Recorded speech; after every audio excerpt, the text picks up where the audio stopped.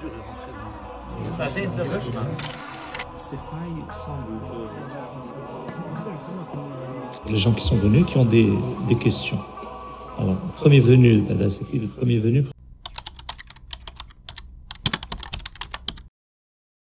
Il y a une règle importante qui est effectivement c'est-à-dire avant d'agir dans un domaine, avant d'entrer dans un domaine, il faut apprendre les fondamentaux. Comme notre domaine qui est ici l'économie, beaucoup de gens commencent à faire du commerce, du e-commerce, de la finance, etc. Et ne se posent pas la question sur est-ce que c'est halal, est-ce que c'est haram, est-ce que c'est makrouh, est-ce que c'est mubah, etc., etc. Donc, effectivement, si ça va toucher à des éléments qui sont comme ça, il faut une formation, il faut un apprentissage dans le fiqh qui concerne ce domaine. Par exemple, la zakat. On n'est pas obligé d'apprendre comment se fait la zakat. Par contre, si on a une épargne qui atteint le nisab, il devient obligatoire d'apprendre la zakat. Pourquoi? Parce qu'on est concerné par la zakat. Le hajj, vous n'êtes pas obligé d'apprendre comment ça se passe. Mais quand vous êtes éligible ou bien que vous devez aller au hajj, il faut apprendre comment le hajj se fait. De la même manière, l'économie, la politique, etc. Non, enfin, la culture générale, c'est une chose, mais si vous allez agir en pratique via des associations ou des actions pratiques, là, oui, effectivement, il faut se former. Oui.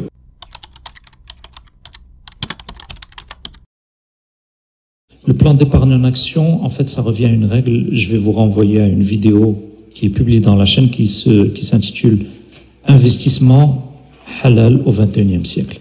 Et dans cette chaîne, vous allez comprendre quelles sont les actions qu'on peut prendre et les actions qu'on ne peut pas prendre. Et en général, à partir du moment où une entreprise prend ou donne des intérêts, on ne peut pas être actionnaire de cette entreprise. On ne va pas acheter les actions. Après, si on vous les donne gratuitement, ça c'est autre chose. Mais si vous allez devoir investir quelque chose, que ce soit 10%, 20%, 30% pour acheter ces actions, et que l'entreprise prend ou donne des intérêts, même si son secteur d'activité à la base il est halal, ça pose problème, selon Majma' al-Fiqh al-Islami.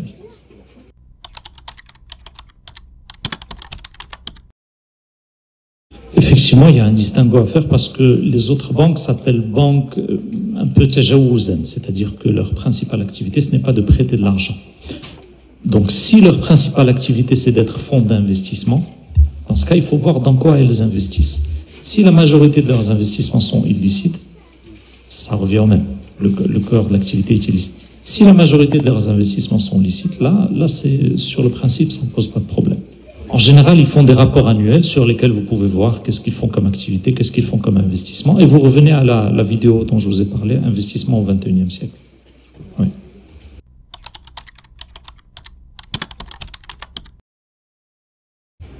C'est les normes AOIFI, en fait. Ils tolèrent jusqu'à 33% de dette avec des intérêts dans l'entreprise cible dans laquelle vous allez acheter des actions et jusqu'à 5% de revenus illicites à condition de purifier ce revenu de vos dividendes et jusqu'à peut-être un tiers aussi de liquidité.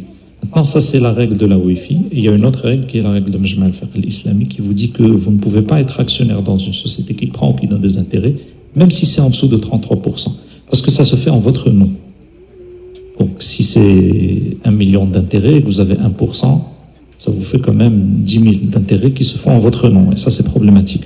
Donc, sur ce point, si vous revenez à ma vidéo « Les conséquences dramatiques des intérêts bancaires », vous comprendrez pourquoi.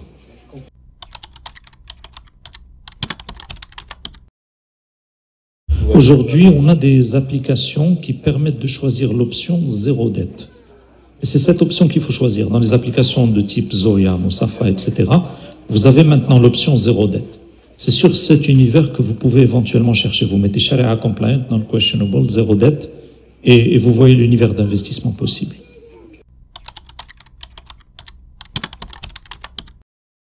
Alors, sur ce point, je vais vous résumer, mais pour le détail, il y a une vidéo que j'ai publiée qui s'intitule Al-Mawqif min al-Masarif Tasharukiya. C'est une vidéo qui est disponible avec les sous-titres normalement. Et donc, en réalité, ces banques, c'est du cas par cas. Donc, par exemple, certaines font des ventes sur stock. Et là, normalement, sur le principe, c'est accepté. C'est-à-dire, elles ont un stock de voitures qu'elles ont déjà achetées et pour qui elles cherchent des acquéreurs. Donc, ça, sur le principe, c'est bon. Sur la murabaha avec donneur d'ordre, il y a un peu plus de tafsir, de distinction. Et en général, ce qui pose problème, c'est c'est deux choses dans la murabaha, ce qu'on appelle l'ouad al-mulzim ou hamish al-jiddiya. La promesse contraignante d'achat préalable et hamish al-jiddiya qui est pris. Voilà.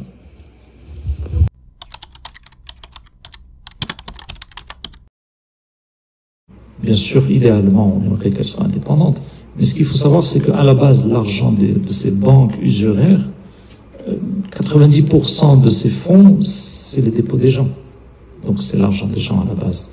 Donc à partir de là, le fait qu'elles aient investi dans ces banques, ça ne vous donne pas une indication comme quoi les fonds en soi sont illicites, etc.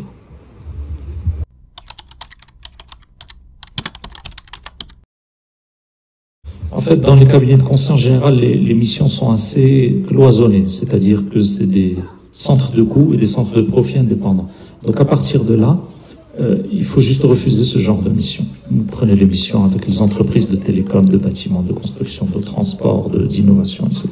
Il faut l'exiger avant de commencer en général. Il faut le demander. Il faut leur dire, voilà, moi tout ce qui est banque, assurance, alcool, port, etc., festival, tout ça, je rentre pas.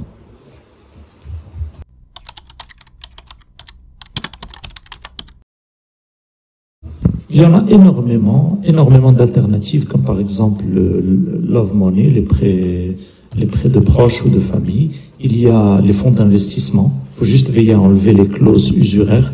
Donc, les fonds d'investissement, en général, ils rentrent avec vous en tant que venture capital, c'est-à-dire en tant qu'actionnaire. Il y a le fait de vendre des produits ou des services prépayés en respectant les clauses et les conditions de salam ou bien de l'estisna ou bien de l'ijar, des mains. Et il y a le fait de prendre des associés également qui vont investir avec vous. Donc, il y a pas mal d'alternatives. Le prêt en islam est une transaction, est une action caritative. Donc, à partir du moment où vous entrez dans le monde du but lucratif, le prêt, ça marche plus. Le prêt, c'est comme sadaqa. C'est un truc qu'on fait les wajhillah. Donc, quand vous entrez dans le monde d'entreprise, il n'y a pas le prêt. Il y a financement, il y a vente, il y a achat, il y a investissement.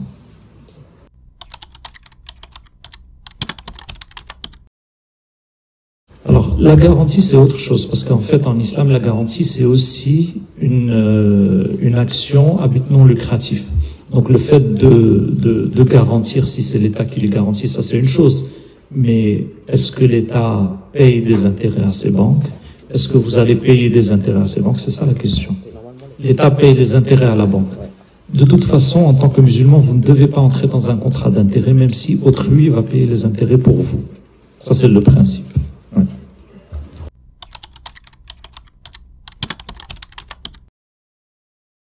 Le leasing, c'est une transaction qui peut éventuellement être corrigée d'une certaine manière.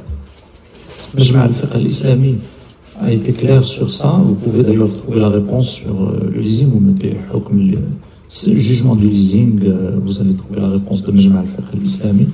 Et ce qu'il vous dit, c'est que d'abord, il faut séparer les contrats. Le contrat de location tout seul, le contrat de vente tout seul. Deuxièmement, il ne faut pas que la location soit une location qui cache une vente. C'est-à-dire que le vendeur vous fasse supporter l'entretien majeur du bien loué, que ce soit une voiture, une maison, etc. Ça doit être comme une vraie location, c'est-à-dire en cas de problème, en cas de pépin, c'est le propriétaire qui doit supporter l'entretien de ce bien loué. Il faut enlever les pénalités de retard, et je pense qu'ils ont aussi parlé de l'assurance illicite qu'il faut écarter. Voilà. C'est ça, enfin, c'est ce qu'on appelle la différence entre l'entretien mineur et l'entretien majeur. Enfin, tout ce qui est entretien de pneus, etc., ça c'est... Mais le fait que vous preniez une voiture qui doit fonctionner, ça c'est du ressort du propriétaire. Donc s'il y a un problème de moteur ou de quelque chose d'important, c'est du ressort du propriétaire.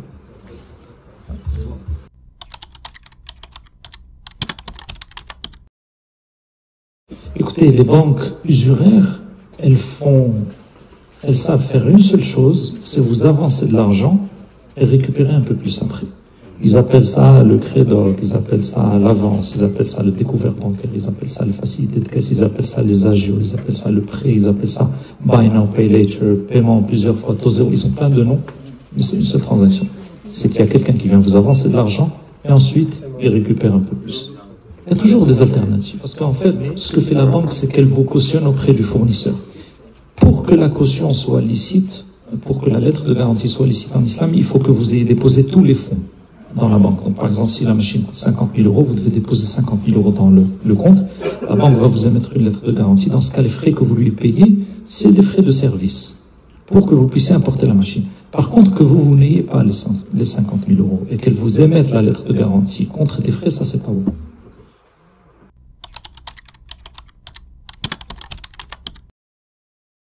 Le paiement plusieurs fois sans frais, en apparence, ça pose pas de problème. Dans le fond, si. Pourquoi? Parce que prenez par exemple un téléphone qu'on va vous vendre qui coûte, je sais pas moi, 1000 euros. Et on va vous dire, vous allez payer en 10 fois 100 euros. En apparence, c'est 1000 euros. Mais en réalité, c'est une transaction usuraire. Où se trouve l'usure? En fait, ce qui va se passer, c'est que la banque, déjà là on parle du cas où il y a un organisme tiers qui va financer cette transaction. PayPal, une banque, un organisme de crédit, qui va rentrer entre vous, entre le vendeur et l'acheteur. Et ce qu'il va faire, c'est que par exemple, le téléphone vaut 1000 euros, il va donner 950 au vendeur, et ensuite récupérer les 1000 euros de chez vous en 10 fois. Donc en réalité, il vous a avancé 950 et il va récupérer 1000. À partir du moment où vous voyez qu'il y a quelqu'un dont le métier c'est l'usure rentrer dans votre contrat, vous sortez. Ça c'est la règle. Si c'est entre vous et le vendeur, il n'y a pas de problème. Il peut vous le vendre à 1000, 1100, 1200, il n'y a pas de problème. Mais il ne faut pas qu'il y ait un tiers dont le métier c'est l'usure qui rentre dans ce contrat. C'est ça.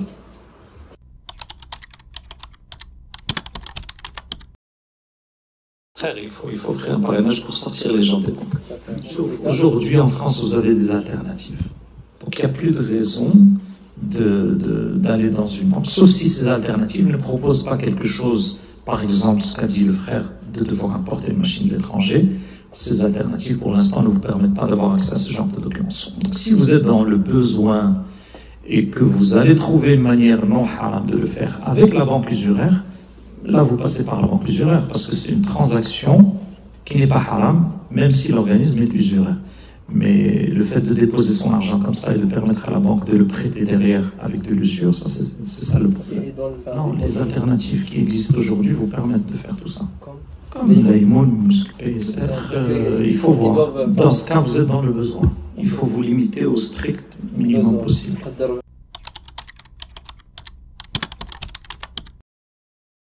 Sur le principe, ce sont des institutions qui ont fait valider leur contrat d'un point de vue chariatique. Et la confiance totale, il faut toujours être un petit peu critique, voir ce qui se passe, etc. Mais sur le principe, c'est censé être licite. Voilà. Ce qui est bien au contraire, parce que chez ces institutions, contrairement aux banques, elles ne vont pas le reprêter à autrui. Donc même si l'institution fait faillite, votre argent il est là. Alors que si vous avez votre argent dans une banque, et que la banque fait faillite, vos comptes ne sont assurés que, je pense, à hauteur de 100 000 euros via la banque centrale. Donc si vous avez 500 000 euros, j'ai 400 000 euros. Oui. Donc celui qui a 400 000 euros en cash, c'est déjà pas mal. Oui.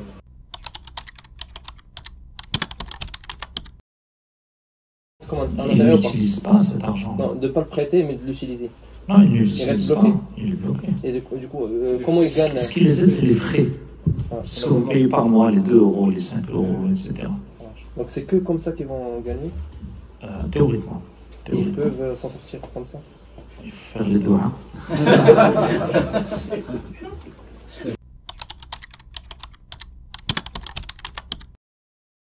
Je vous pose une question. Si vous avez quelqu'un qui vend de l'héroïne et qui vient vous demander de lui louer votre voiture ou votre camion, est-ce que vous lui loueriez?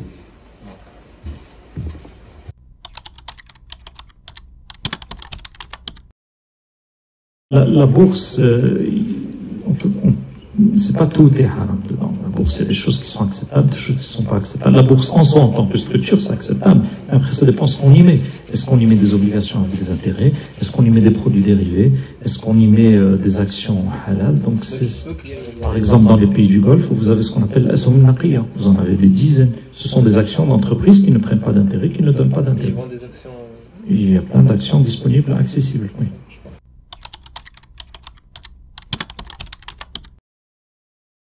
Pour le moment, pour les musulmans, ce qui est plus sain, c'est le private equity, c'est d'investir dans des projets identifiés, dans son entourage, ou bien dans des personnes qu'on connaît, etc., dans des parts, dans des restaurants, dans des snacks, dans des terrains, dans des projets immobiliers, etc. le temps que plus de solutions.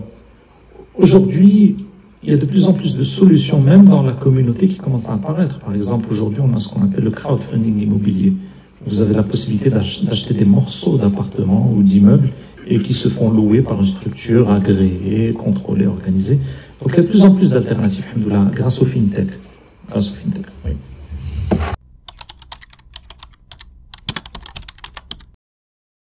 C'est une grosse question. C'est une grosse question, ça. En fait, je vous recommande la playlist dans la chaîne qui s'appelle Crypto et Bourse. Et pour faire court, la crypto ne peut pas, en l'état actuel des choses, recevoir un jugement global. C'est du cas par cas. Chaque projet doit être jugé tout seul. Et c'est fatigant parce que chaque projet a un papier blanc de 50, 100 pages et vous avez des milliers de projets. Donc c'est un travail monstrueux. Et donc pour l'instant c'est très compliqué. Maintenant pour les plus connus comme le Bitcoin, etc., on peut dire que ce sont des choses qui se sont imposées de facto. Donc on attend le jugement de Majma' al-Fiqh al-Islami sur ça. Mais d'ores et déjà un certain nombre de savants se sont prononcés sur ça. Ça reste une question de divergence pour l'instant. Ouais. C'est le projet en soi, le projet en lui-même, à quoi sert le token, est-ce qu'il est adossé à quelque chose, s'il n'est pas adossé à quelque chose, est-ce qu'il y a du staking, par exemple. Le fait de staker l'Ethereum, c'est problématique parce que vous faites de l'authentification de transactions dont vous ne savez pas si elles sont usuraires ou pas. Le mining, ce qu'on appelait le mining, etc. Et donc, il y a des choses sur lesquelles il faut faire attention. C'est un monde plein de pics. Mais en même temps, c'est l'avenir, la blockchain, etc. Il y en a pas mal qui ont essayé de lancer ça. Peut-être plus qu'une dizaine ou une vingtaine qui existent pour l'instant, mais après, il faut voir le projet. Faut voir.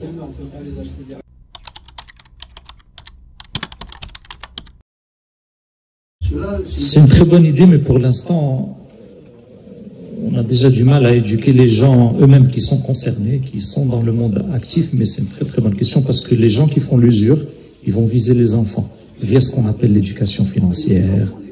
Oui, ils le font à l'école et ils leur apprennent comment faire de la dette, comment ne pas trop s'endetter, comment traiter avec la banque, etc., etc.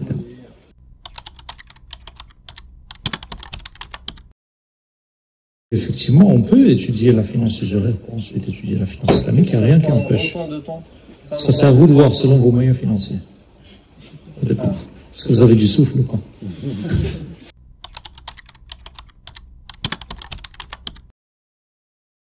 Pas les musulmans, toute l'humanité. C'est une miséricorde pour l'humanité. Rahma lil alamin. Si seulement ils savaient. Pour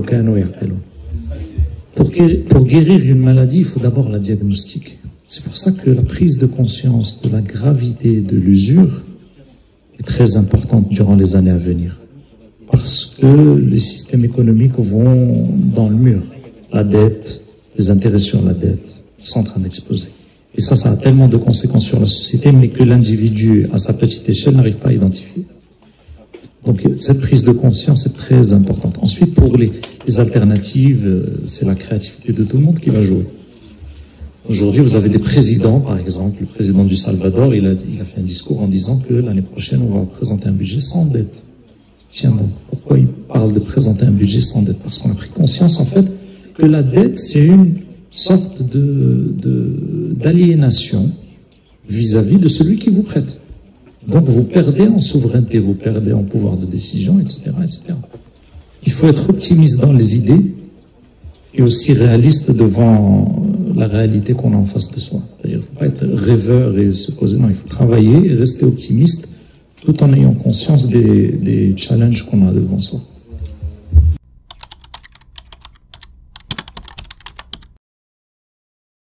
C'est beaucoup moins compliqué qu'on le pense. On a plusieurs pistes de solutions. Dans le passé, on a eu par exemple les comportements de l'Équateur et de l'Islande qui ont procédé à la déclaration de la dette odieuse, c'est-à-dire une suspension totale du remboursement des prêts pour un rééchelonnement et un décalage, le temps que le budget de l'État se rééquilibre. Il y a aussi beaucoup de choses, c'est des choix politiques. Si vous mettez dans votre tête que l'éradication de la dette a intéressé un de vos objectifs de la politique majeure, vous allez régler le budget en fonction. Si votre choix, c'est de vous faire réélire dans 5 ans, vous allez régler le budget d'une autre manière. Bien sûr que les créanciers vont faire, mais c'est un rapport de négociation. C'est un rapport de négociation.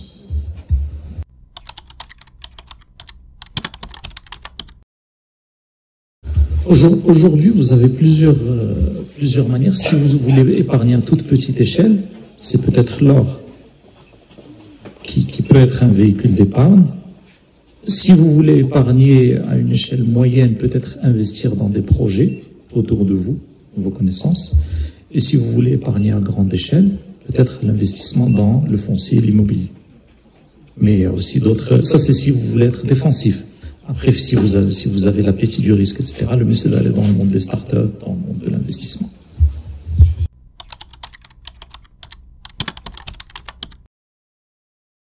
Ceux que je connais sont sur les normes AOI, c'est-à-dire le fait de tolérer la dette jusqu'à 33%, ce qui n'est pas la vue que je retiens. Donc l'idée, c'est d'aller plus loin, en fait. C'est déjà bien qu'il y ait une première étape. Vous préférez quelle norme?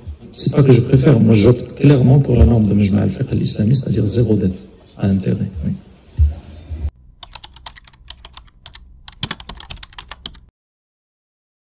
C'est un peu différent parce que l'audit charia, c'est plus un audit type risque ou qualité ou réglementaire.